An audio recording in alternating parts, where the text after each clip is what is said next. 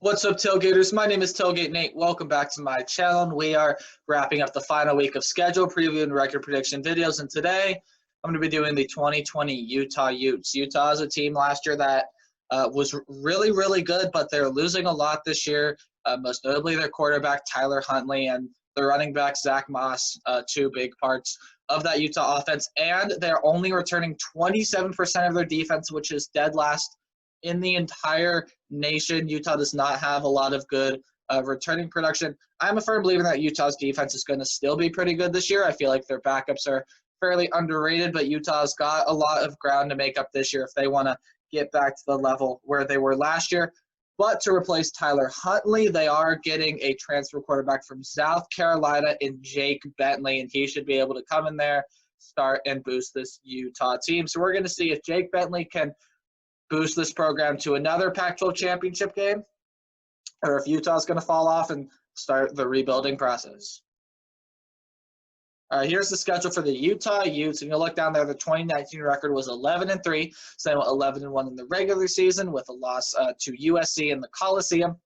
Then they ended up meeting Oregon in the Pac-12 Championship Game, and while overall I thought that Utah was the better team than Oregon last year, Oregon absolutely controlled that game.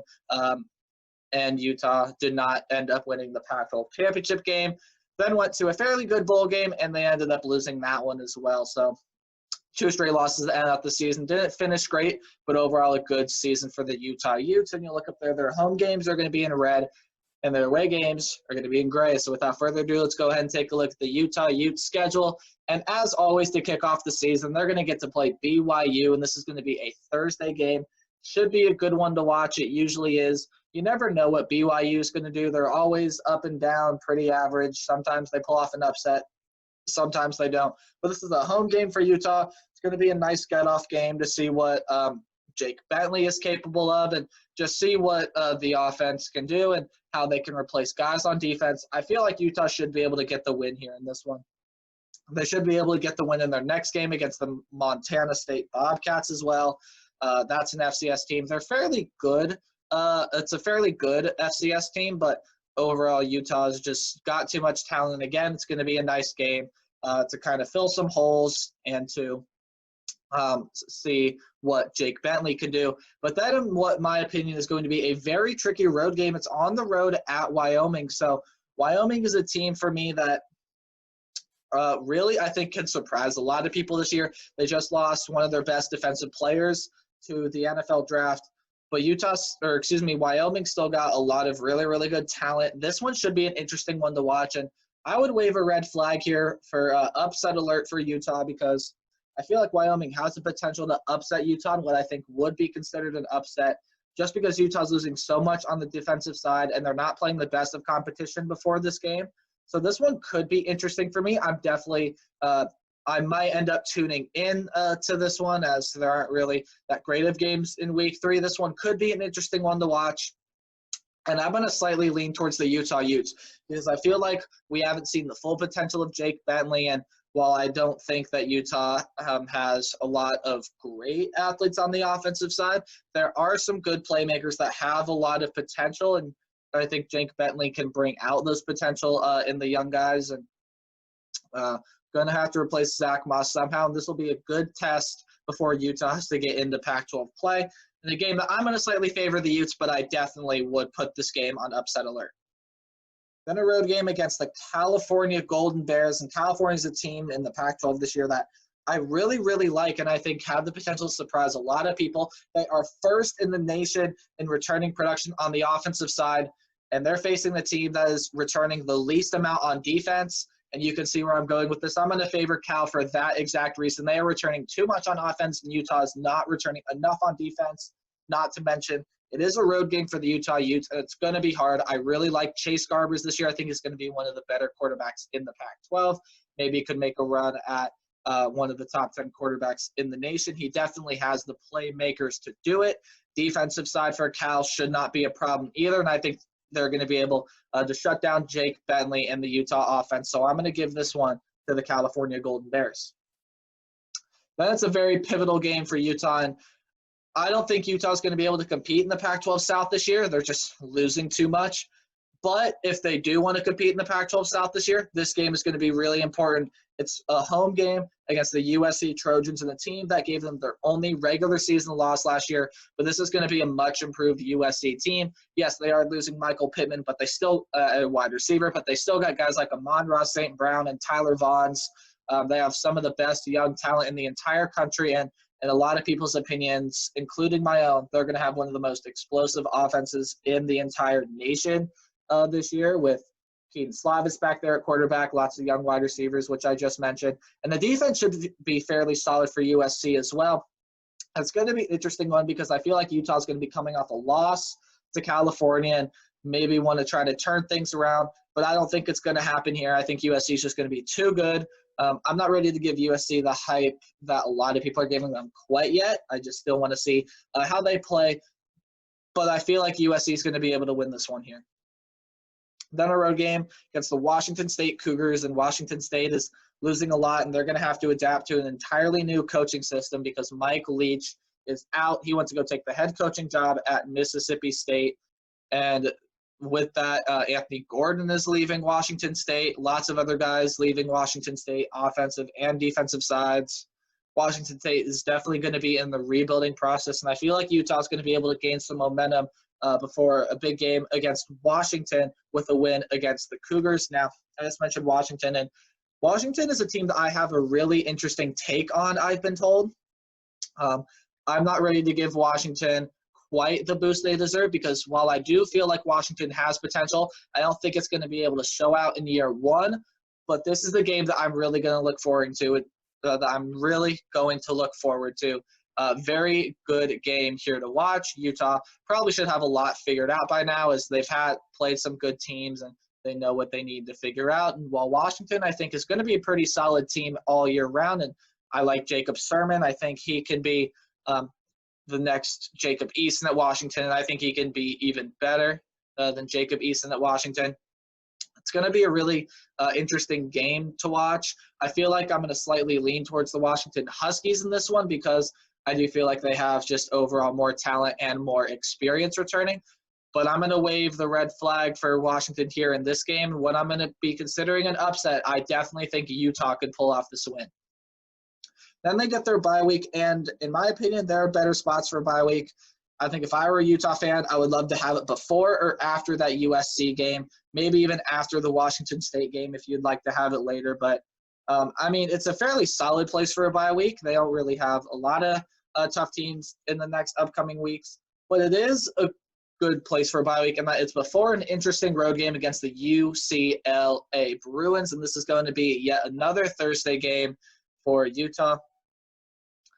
And it's a game that I think Utah could also be waved the red flag for upset alert here. UCLA is returning their quarterback, Dorian Thompson-Robinson, along with lots of other guys.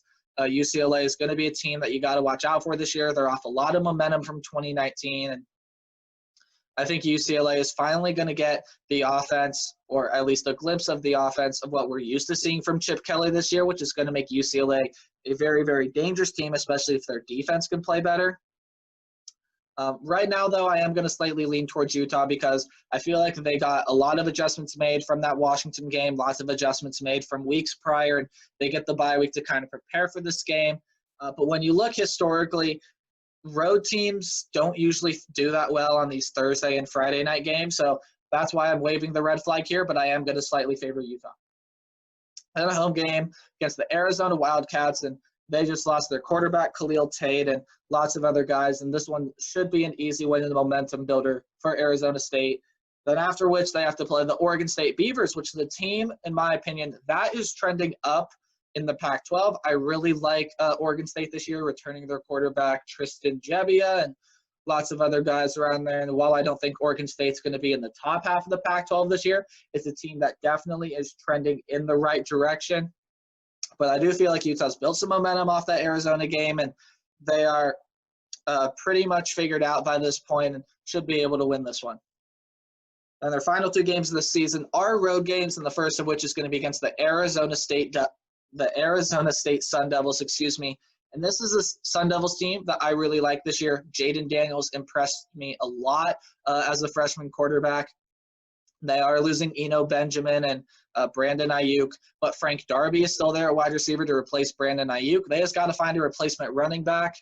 But the head coach there has done an absolutely phenomenal job. I love what he's done at this program. The defense should also be fairly solid as well. And the Sun Devils are going to be a team you got to watch out for. And Sun Devils are going to be playing their best towards the end of the season. I just see Utah not being able to have too much of a shot in this game, especially since it's on the road. I like the Sun Devils.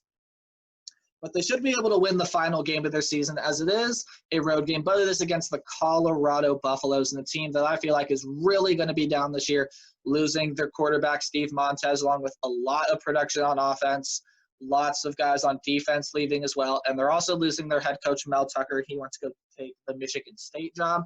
So Colorado is definitely going to be in the rebuilding phase, and I don't feel like is going to be able to compete too much in the Pac-12. Utah should be able to win their final game of the season.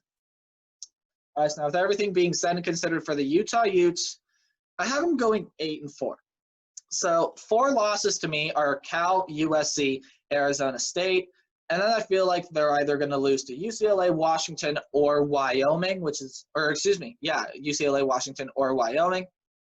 Again, the guaranteed losses are Cal, USC, Arizona State. Utah is a team that I feel like Jake Bentley is going to come in and be able to replace Tyler Huntley fairly quickly. I think he's going to perform well in the Wyoming game, but the rest of the Utah team really worries me, especially on defense. Now, I do think that the defensive backups are some pretty good players, but overall, I'm just really worried about this Utah team.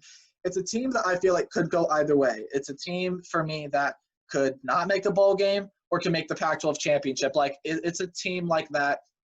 But I have them at 8-4 here because while they don't play a lot of the top teams in the Pac-12, they actually play a lot of the bottom teams, Washington State, UCLA, who's trending up, but still, in my opinion, the bottom half of the Pac-12. They're pretty close to the top half. And then Arizona, Oregon State, Colorado should be able to win those games. UCLA I put on upset alert, but should be able to win Washington State, Arizona, Oregon State, and Colorado.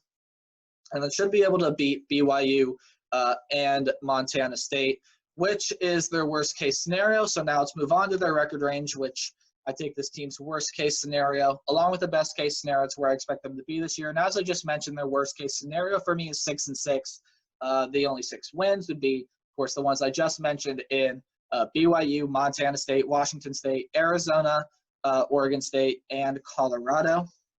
But I feel like every other game they definitely have the potential to either win or just flat out lose. I mean, they're losing so much on defense, and while I still think Jake Bentley is going to propel this Utah team into a bowl game, I could see their defense letting them down in a lot of games. The Pac-12 is going to have a lot of really good offenses this year, and Utah, while I still think they're, as I've said a lot, their defensive backups are pretty good, may not have that solid of a defense in terms of Pac-12 standards and just what Utah has been able to do. They were one of the best defenses in the Pac-12 last year, and they're losing pretty much all of that.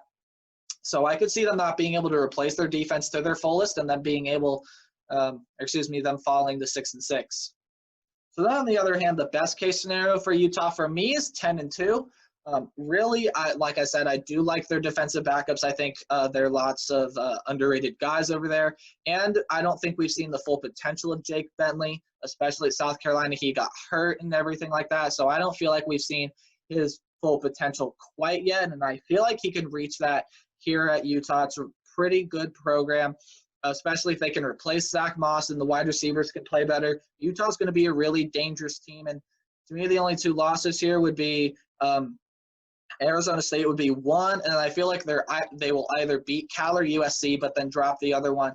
10-2 is the absolute best I can see Utah just because of how much they're losing on defense and just all the experience they're losing on defense. But I do feel like that they are able to replace them fairly quickly. Now, I'm not predicting that, but I feel like that it could possibly happen, which is why their best case scenario is at 10-2. But my current prediction for the Utah Utes is 8-4. All right, that's going to do it for my schedule preview record prediction for the 2020 Utah Utes. And if you guys enjoyed, please leave a like. Also consider subscribing if you are brand new to the channel or just flat out enjoy my content. If you haven't done so already, please do leave a comment down below. I'd love to hear your thoughts on the Utah Utes. And as always, until next time, remember, play hard but tailgate harder. See you on the next video. Goodbye.